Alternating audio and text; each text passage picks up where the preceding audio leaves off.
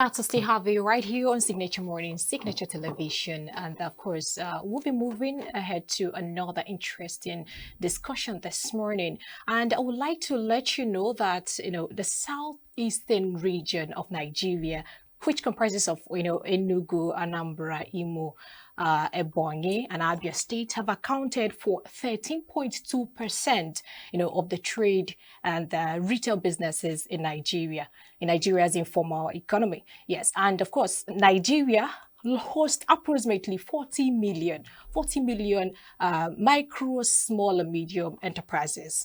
And this morning, we have the discussion talking about the retail business in Southeast Nigeria, Roban stores to be precise, at 25. Okay, and before I introduce our guest in the studio, Roban store happened to be one of the leading retailers in southeastern region of Nigeria. So we want to know what's been, leading them, what's been driving them, what's been pushing them. So we have here the executive director of Roban Group, Onyebuchi Robert Anwatu. Good morning, sir. Welcome to the show. Good morning. How are you doing this morning? Doing great. Okay, so before we dive into Roban store, I want to know the retail businesses in Nigeria. I want to understand what is the level of content, the local production, the local content versus the foreign content in Nigeria's business. I've said this before. I think it's quite low. The local production done here compared to the foreign ones, which we import every single time. I said every time what Roban stands for is to promote as many local businesses as possible.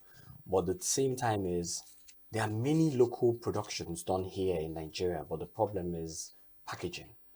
Problem is they don't go through the right procedures. And before you can have your products on our shelf, you need to go through the right process. You need to have NAFDAC, you have to go through the proper regulatory bodies, but they don't. But a few of them, I think for now, I still say is about 15%, which is quite poor.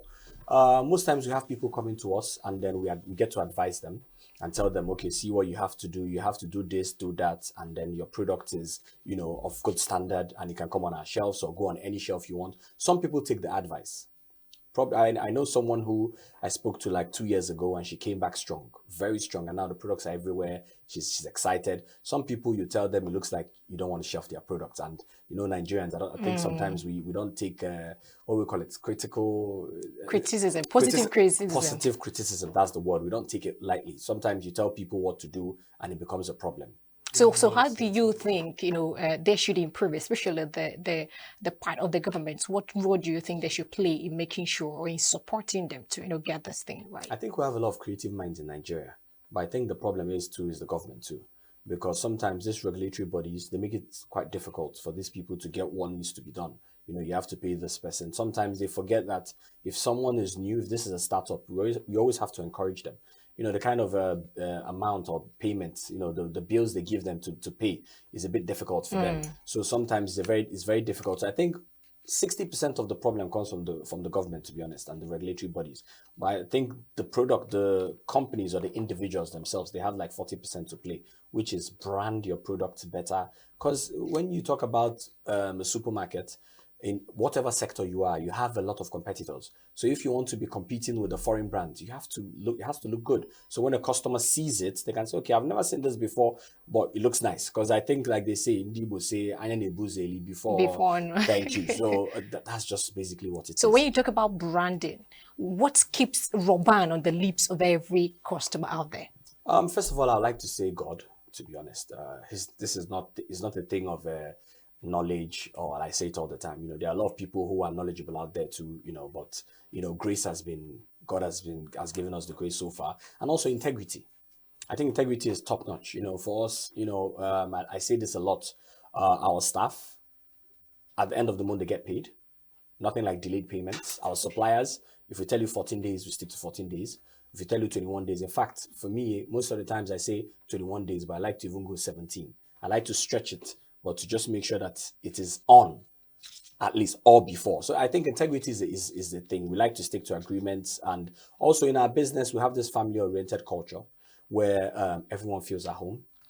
I know customers always tell me sometimes that when they walk into the store, they have this ambient, this welcoming feeling from our people. Because sometimes you go to stores, you see people, you don't see anyone at all. Sometimes you see people, but they're distracted. But with us, we want to create that culture of family for both the staff, both the customers. Everyone feels, it's like a family thing. When you're coming to Roban, it's not just a regular retail store out there. And also, we provide a lot of variety, one-stop shop. That's helped us. When you come into Roban stores, you get as many things as you can. We want you to come into Roban and get all the products you want. We don't want you to do 10%. Then you go 60%. I remember one time, a long time ago, I was in the independent layout store. I was on top in the office watching someone. So a pickup truck came in. So they had different bags in it. So there were other people I'm not going to mention. There were other bags there and other bags. But at the end of the day, 80% of the products, they got it from us. So I'm excited. Even if I don't give you 100%, but at least let me give you 80%. Let me give you 85%. That works for us. Okay, so now I want to talk. 25 years is actually a very long time. Oh, yes, it is. And the way business was then is quite different from how it is now. But I just want to get to know your history about Roban. Like, before we talk about business and all that, Roban, how did it come to be? Roban was established in 1999, which of course makes it 25 now. But Roban has come a long way, from Robnat Gifts down to Ultimate Gifts in Abani. I think, where we are, the Abani store now, that was Ultimate Gifts before. And then from there we left and then now established Roban stores, which of course everybody knows opposite Polo Park Mall. Since then, 2014, we had Abani Road. That's actually when I took up a more functional role from 2014, and since then it's been expansion. 2016 we had Oka, 2017 Abakaliki, 2018 Transekulu, 2020 Newi, 2021 Asaba, 2023 Nike, 2023 to Thinkers Corner, and then 2024 we have Nsoka. Congratulations. Yes, thank you very much. So, and the next year, hopefully 2025, we'll have a new one coming up in Centenary. Oh yes. But then, how has the business evolved?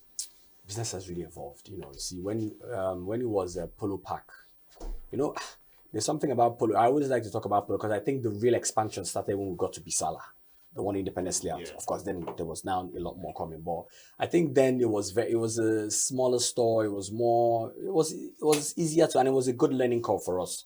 Then when we got to independently out, then it was the first proper store. Because the one then in opposite Polo Park, we kept on expanding. I think we started with gifts, electronics, added a bit of cosmetics, then added extra for wine, a few other departments. But Independence Day Out was the first real baby that, when we started it, at that point, I felt like we've gotten a bit of experience. And from then, it's been fantastic from then onwards. And of course, we had our competitor come in. People kept on asking, how are you going to survive? How are you going to survive? But, like we said, we have our thing. Everyone is unique. Even us expanding stores in Enugu, we have 6 now. People keep asking, why in Enugu? I tell them, Nigeria is still a virgin land. We haven't done anything. If you travel to the UK, you see brands like Sainsbury's, Tesco's. They're it's just a wall demarcating two. Not even like it's a wall. So you're seeing both of them. So we're not there yet. I don't think we're there. These people are celebrating like 2,000 stores, 3,000 stores all around the world. Even in the UK, they have like 1,000. Who in Nigeria can say they have 100 or 50? Not yet.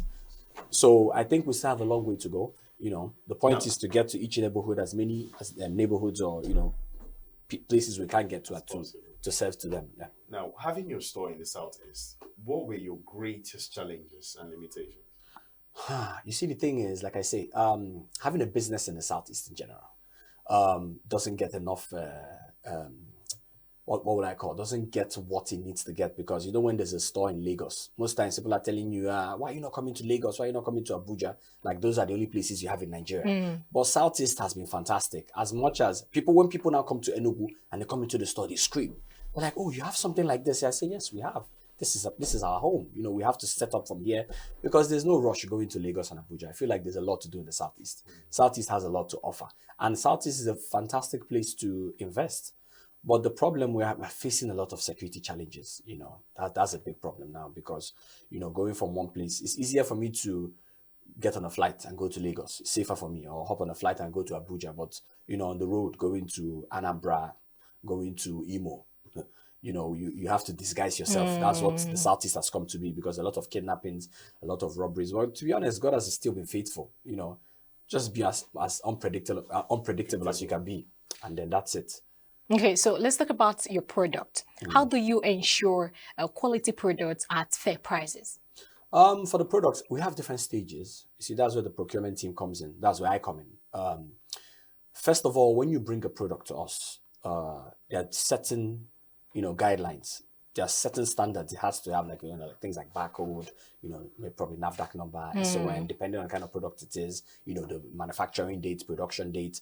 If that's fine, if you pass that first stage where they have to, you take all the checklists, that's fine. Then you go to the next one. The next one now is where we have to start looking into them. We have that's an internal thing where we think, what kind of product is this? Is this a new product in the market? How do we go about having this on our shelf? If we get it on our shelves, will it fly? If after the internal meetings we've done that and we feel like this is a good one, then we can now invite the person and he comes. Then you now tell us your plans, what you intend to do. If it's a product that is already popular, some products, a lot of products are not that popular, especially if it's local. So the whole point is to support as many as you can.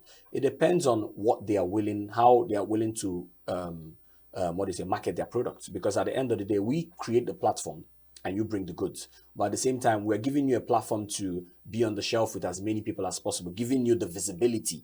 But you have to also play your part, trying to do the marketing. It's not down to us alone. You market. Coke is doing a lot of marketing, for example. Yeah. If Coke is marketing, everybody should market, even if it's word of mouth or social media, or, do what you can. So when you play that part, we play our part. And then, Speaking of marketing, I noticed something about your store. I don't think you guys do much more when it comes to social media, permit me to say, because I checked your IG page. You guys are calm. So how do you do your marketing and how do people get to know you guys so much? And then on social media, you guys are you're just calm. I wouldn't say we're not doing a lot on social media, to be honest. I think we started recent. Social media hasn't always been there for us, to be honest. I think in the past, I know there was this one time we were trending in Nigeria. On Twitter, we were like number 5 or number 7, and there was this influencer who did it for us, and people were calling me on the phone. What's going on? Don't you have a social media? You should chew this up. Use this opportunity to take, do what you can. Then we didn't have it, but now we do. It's I think that's the biggest problem family businesses have. I've seen it around the world because I worked in a family business in the UK, and they're quite big. But the thing is that it's always that family business is like family. My brother, okay, my friend, not, but we have to tap out of that. That's why the social media has come now. We're quite good on social media because people are seeing us. Because most times, I go for something in Lagos and Roban, and I'm like, okay, I'm very excited, But sometimes you don't think you've gotten there yet. So we're doing a lot. We're pushing social media, and also I think goodwill is fantastic because that's the best thing you can ever get. When people come to you and know that if you come to Roban, people are always selling it for us these days, that you can get what you want. And also sometimes a customer, I remember one time a customer said something. He said they went to one of our competitors. I'm not going to name names. One of our competitors, and they said, if you're looking for something, if you don't see it here, just go to Roban. That's the only place you're going to see it.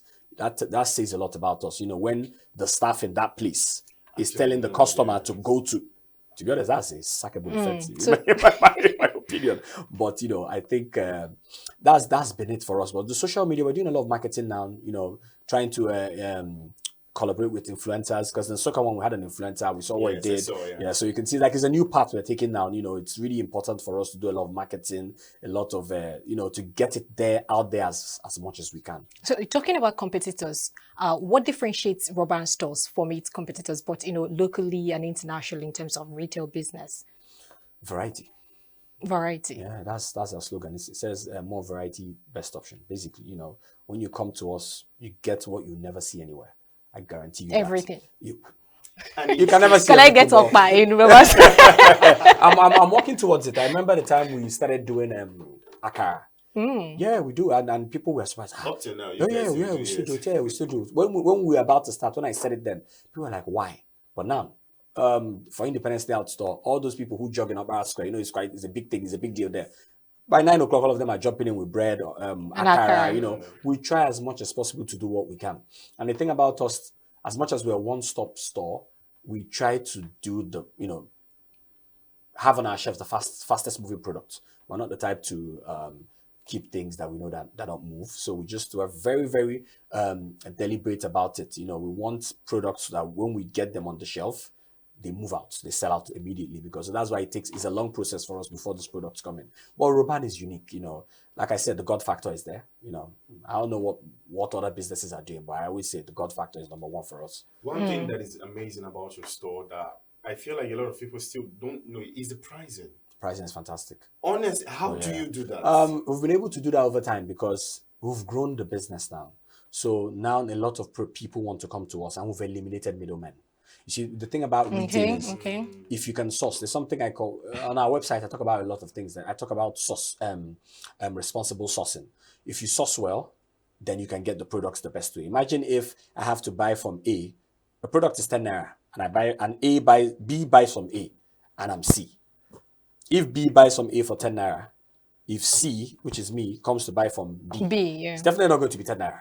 It's probably going to be, even if they decide to sell 1 naira or 12 naira, by the time it gets to the final consumer, which is the customer, I'm now selling for 20. But if I eliminate B and I go straight to A, I buy for 10. I might even be saying the same price as B. And then, meaning that the final consumer gets it. So for us, we try as much as possible to eliminate middlemen. We just deal directly with the companies, even if it's even if it's not the company. Some companies have like their top distributors in the country. We deal with them. So that's the way you can get the best prices. If you don't eliminate middlemen, you can't get the best prices. So let's talk about the product, your own product, not the products of people now, the one you guys produce. So how are you able, to make it stand out? Because when we talk about Roban, the one thing that is bread, Roban bread. To be honest, yes, people talk about the bread a lot, and it's been there for a couple of years now. But me, I don't want it to be Roban bread. I want you to talk about Roban meat pie, which is a big deal too. Okay. I love the chicken pie. Yeah, chicken exactly. pie. So I'm always excited when I go online and I see people talking about maybe Roban meat pie, Roban dough, whatever it is. Want to get out as many products as possible. You can lean on one thing forever. And also in the bread, we have a variety of bread. But I know there's a particular one. There's a particular one, which is the milk and butter bread, where everybody is always buzzing about. But to be honest, we're checking on these products every day. For me, the bakery is a big deal for me. Whenever I visit any store, I'm always looking out for it. And also the people, the quality control people who are steady. They don't play with it. Because sometimes I discuss with people who supply me, and I tell them I don't want this butter this way or this margarine this way. They tell me, how are you so? I say, don't worry. Over time, when you do something, I know my products this is what I use. I know my products and my products know me. So when you know your product, you know the type of margarine you want. You know what is missing in this margarine. It's tiny down, even the sugar you use, the salt you use, it has to be, because there are different types of sugar. As much as sugar is sugar, there's sugar that you might take and it's not as sweet. And there's another one you will take, is extremely sweet. So you have to be very careful, because prices, even if you tweak the recipe, always be sure that it remains, because of course prices are insane. Things that some of the products, I'm not going to name any products, but some of the products you used to enjoy 10 years ago, they're definitely not the same now. Some of the products you enjoyed at a particular size, maybe 400 grams, you're seeing them at 300 now, 360. The whole country, everything is a bit difficult, to maintain. What you do, you maintain the standard, but most times the quantity. That's what a lot of people are doing now. But, we've been able to maintain standard over time, being able to have our quality control people be on top of it as every single time. Anytime you get product, it costs you a lot if you want to maintain quality, because sometimes when something is produced and is not up to standard, you get rid of it, which is cost. You get rid of it. So at the same time, so that's the reason, and that's how we have been able to keep standard for a very long time. I know one of the things that have always hurt me is anytime I want to go get something at Roban store, and then I remember it's Sunday. I understand now that there's the God factor, but why take off on Sunday? A lot of people say this is business. Sunday is business. Oh, yeah, I think this is more like an internal decision that we've made in our family. It's for us, it's a day that we should, keep holy, get some rest, give the staff rest too, to prepare. But it's more of, the holy part of it. That is how it's been working for us. And I've said it's not going to change in my time, which means I'm the second generation. Never going to change in the third generation, fourth generation. Okay. So it's going to stay like that. There's a reason. It's been working for us. Sometimes when something works for you, you stick to it. Don't change it. Don't try as much as possible to change it. Monday to Saturday is enough money you can make on Monday to Saturday. That Sunday, we've sacrificed it to God and we'll leave it like that. Okay, let's look at product again. Yes. Back. Some product that are not your product, your customers' product in your stores. How are you able to, manage aging? in terms of a particular product has been in the shelf or on the shelf for a long time, and then you see that this product is getting towards expiring dates. How are you able to manage the expiration, of course, also distribution? For products that are on the shelf, you see something about retail. Retail depends. Shelving is everything. I say when you're in retail, you have to know what we call shelving 101. You know, Okay. shelving goes a long way. And you know, when you walk into any of the stores, there's something we do with our shelves where you come into the aisle. The fastest selling products or the most known products sit at the end of the aisle, and the unpopular ones sit at the beginning of the aisle. Why we do this is because as soon as you walk in, for example, let's say Coke, for example, is a drink you're looking for in the soft drinks soda. When you walk into that aisle, everybody is looking for it. They just ask you, where is it? So the process of going to Coke sits at the end. So in the process of walking from the beginning of the aisle to the end of the aisle to get Coke, you see a whole lot of brands. And as you see a whole lot of brands, you see cheaper brands too at the same time. Brands you have no idea about. And you say, okay, let me just try this one and try this one. Because price is everything now in Nigeria. Things are tough now.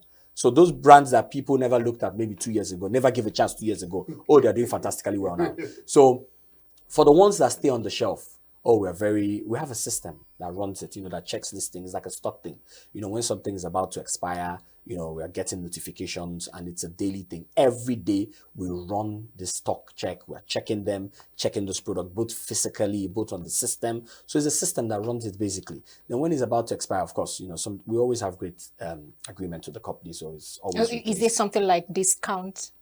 Oh yeah, it depends. It depends on the kind of product. Some products are on discount, some products are just replaced by the company. So that's it. Well, so let's talk about 25 years. Yes. So what are we expecting? How are you going to, celebrate this 25?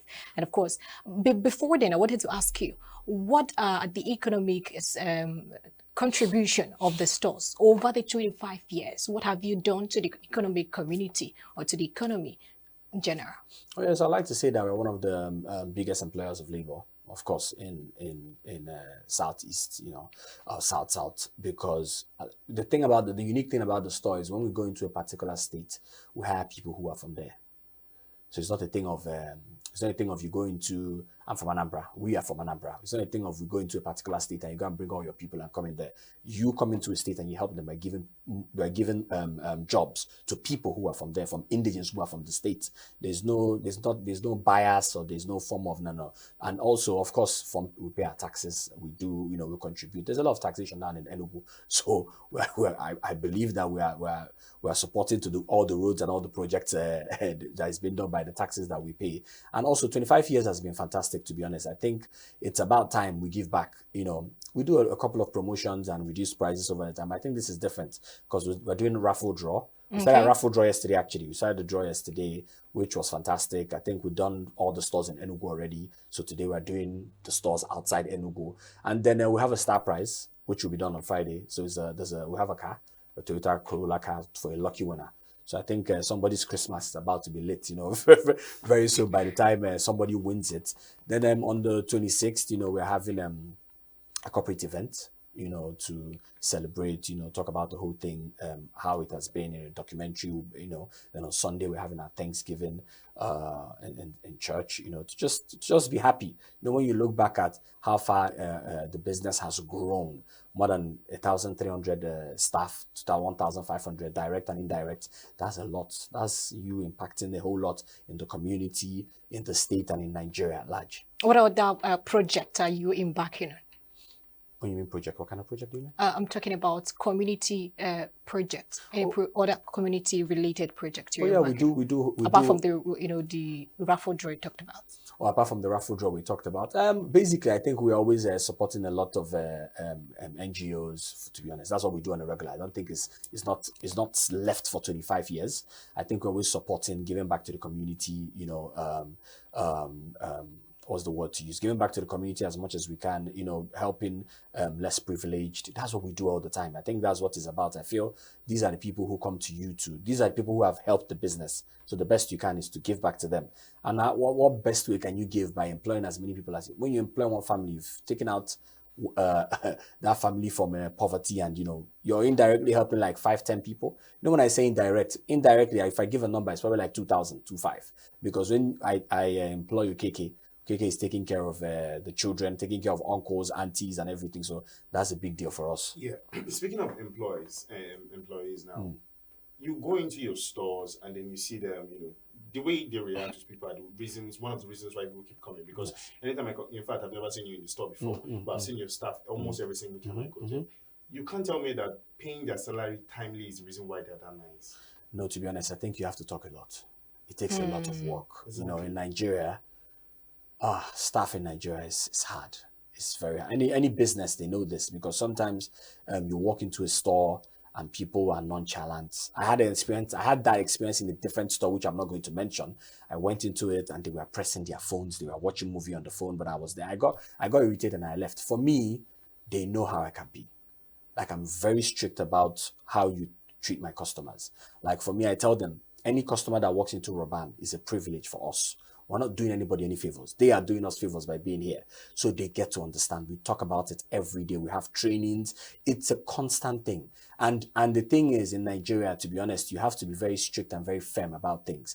As much as, the atmosphere is fantastic, it's a family, it's like a family too. If you want to get the best out of the kids, you have to train them. You have to be firm about it. But that doesn't mean that they don't love you or they're not going to do their part. So we're very firm about it. They understand it. We teach it. Is as much as being firm, we teach these things. We talk about it every day. It's like a poem that they get to sing every single day. So they understand that this is a big deal. They understand that you can't play. And the thing about it, when you walk into our stores, we have name tags. So the name tag thing is a very psychological thing. When people prior to name tags, people would misbehave. But when your name is there, you never know who can put a call across.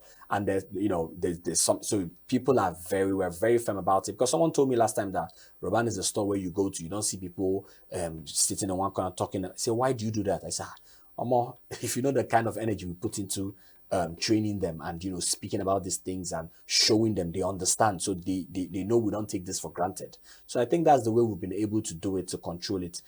It's a lot of work. It's a lot of, and by being there, because the truth is, every business is like that. When they know I can come in at any time. Yeah, because the thing that will kill a business in Nigeria is you staying in your office and crossing your legs, and you have to be there. You might not have seen me because when I come in, it's very quick. I'm there 10 minutes, 15 minutes, and I'm gone. I'm there 10 minutes, 15 minutes, and I'm gone. I've seen what I want to see. So you never know when whoever from management is going to be there. So everybody's on their toes. Everybody, because they know that they can see. And I watch them.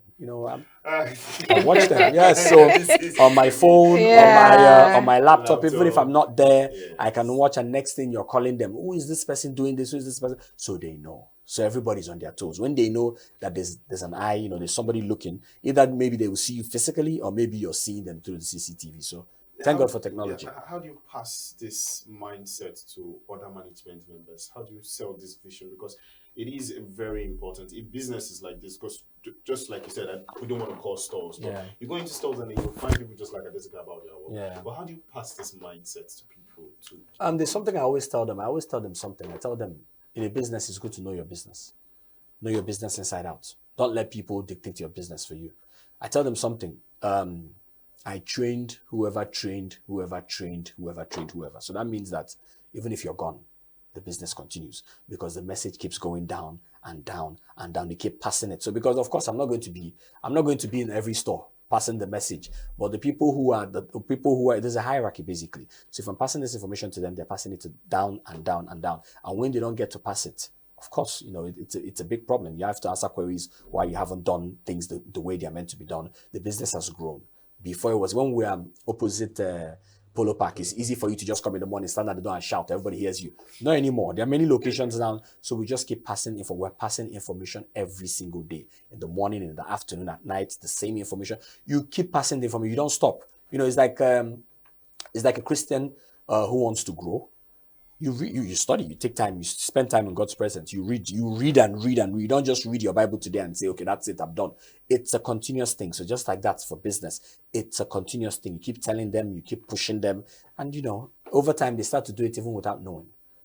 So I wanted to know, a lot of people would want to have a store like this. Yeah, they would want to be looking up to this particular Roban store and how expanding you guys are doing. So I want to know, what role does sustainability do? Because is it something about money, having the amount, having the to start up with the business with huge capital, or is there some other things that are playing the major roles in terms of sustainability for someone who won't have who is looking up to Roban store? The first thing I'll say is passion. You have to love what you want to do. Okay. Like Nigerians, they do that a lot. Hey, my friend is into a retail business. Let me go and, because I have the money, let me go and open it. Or my friend has a hotel, let me go and open a hotel. You have to be passionate about what you want to do. And then the second one, you have to know your business inside out. That's how you can be sustainable. When the problem is there are businesses where the people at the top, they don't have idea of the basic things. Like you have to. When I mean retail, there are too many moving parts in retail. It's not like a hotel business, which can be a bit straightforward. You have a lot of. For us, we have more than 30,000 products.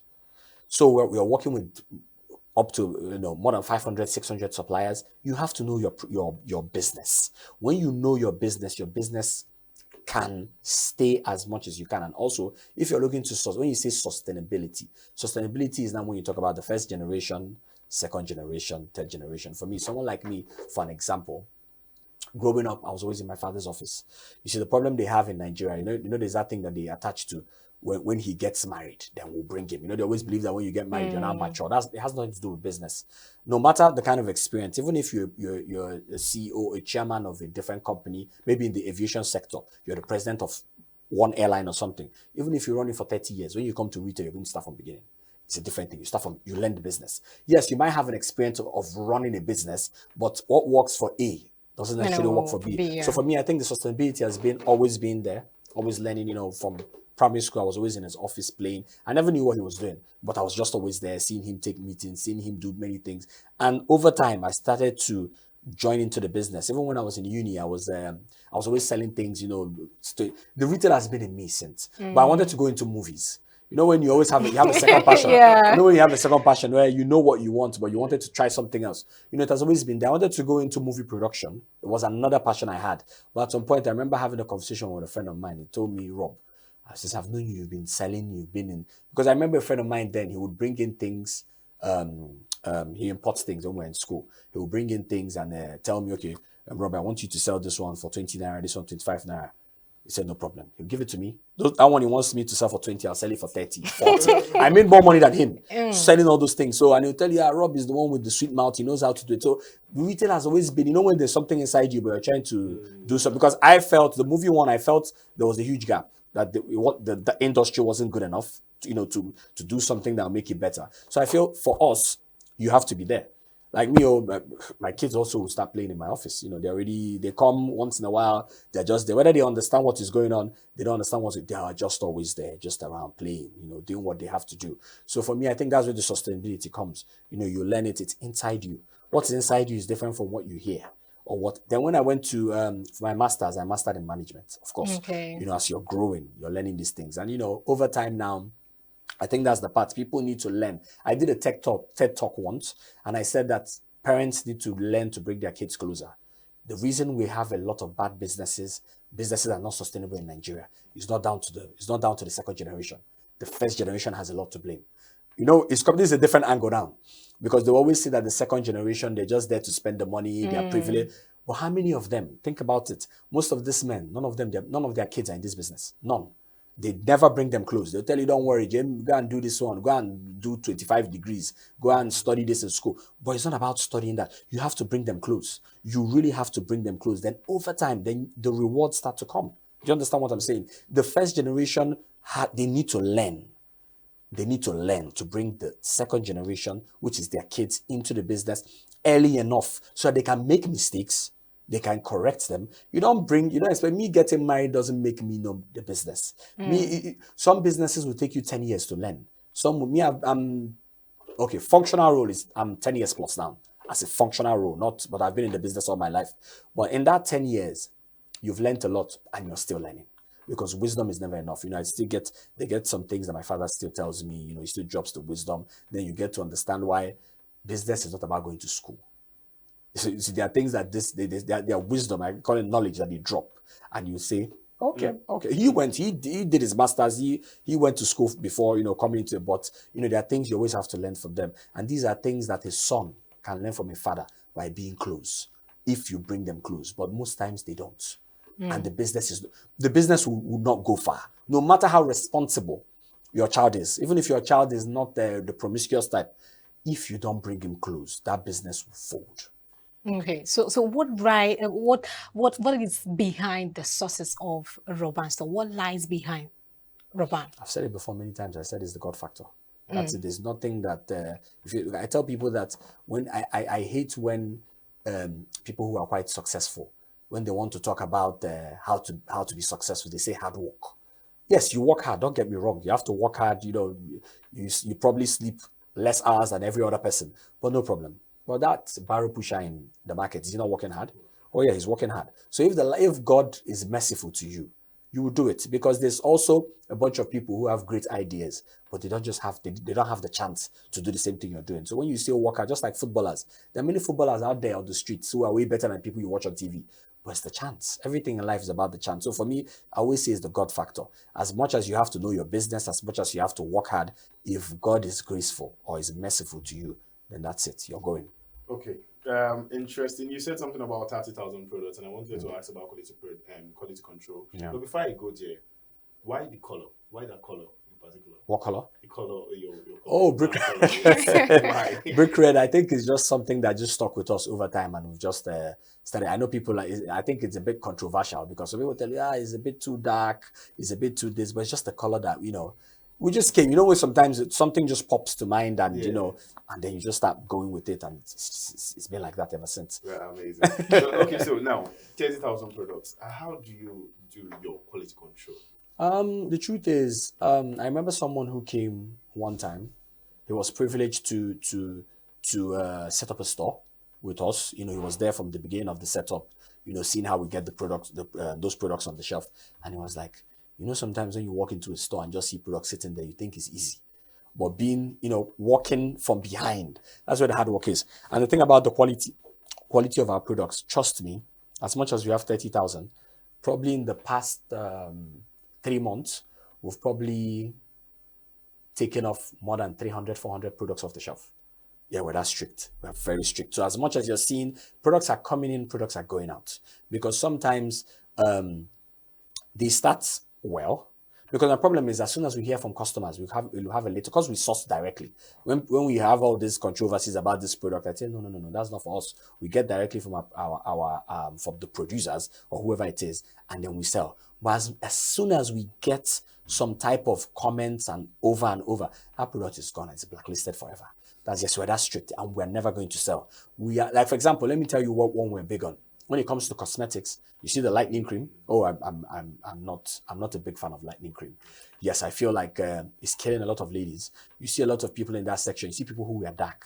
I know some of my customers that the cream, they've gone from black to yellow, and they are still very, very consistent about it. And this thing is causing a lot of cancer, this product. So because of it, I've blacklisted more than 60% of it. Not because of a complaint, but because of what you can do. Yes, for me, I think ours is not only about what people are saying, it's about morals too. There are things we don't want to push. It's very, very, for me, it's a big deal. If something I know that is, before you can, anything that has, these ones that they tell you quick action, 7 days, all those ones are horrible. People need to stop, using them. It's bad for your skin. It's bad. So because of that, I stopped. I reduced. We blacklisted 60%. That's a huge number. And we're still blacklisting. And some of them are not even getting on the shelves because they come every day. As much as there's a lot of money, trust me, there's a lot of money in the brightening or lightening. Yeah. There's a lot. They are making so much money. That's why when you're driving on the street, you see billboards, you see this lightning. Before you move 2 minutes, there's another one. So they're making so much money. But us, morally, we don't. It's not a thing of always getting something that is popular. There are many things that are popular, but we don't sell them. It has to do with morals too. We check and be sure that it passes that too. I like the fact that you guys have that continuity in all of your buildings. Oh yes. You know that your barbing salon is How come you? Not all of them actually. If you can see, Independence Layout, Abani, Transekulu, yes, those ones don't have it. You know, you do have the earlier ones. So, but later on, we now started going into, like we say, our business is real estate too. We now started going into it more. You know, trying to have other people like the barber shops, the pharmacies. You know, these are things that as much as we need, you know, it's important for every business. If we cannot sell, as I said, Roban gives you almost everything. We're going to give you 80% of the product. Then pharmacy is there. To supplement the barbershop too. You can cut your hair there. You know, there's a whole bunch of things. It's a new part of our business, and this has been going with all our new stores. Thank you very much, No problem. Robert. Oh yeah, Anwatu. Anwatu, yes. Anwatu. You know, I was expecting, because this is the 25 years, I was expecting to, you know, to see Roban bread on the. No, that's fine. That's fine. I'll send one too. I'll send one here. I'll send a couple here. Yes. Thank you very much, No Onyebuchi Robert Anwatu. We're talking about the retail business in Southeast Nigeria, and of course, Roban stores at 25. He is the executive director, Roban Group. Thank you for your time. No problem. Thank you very much. All right, that's it for this particular segment. We'll be moving ahead to the entertainment news.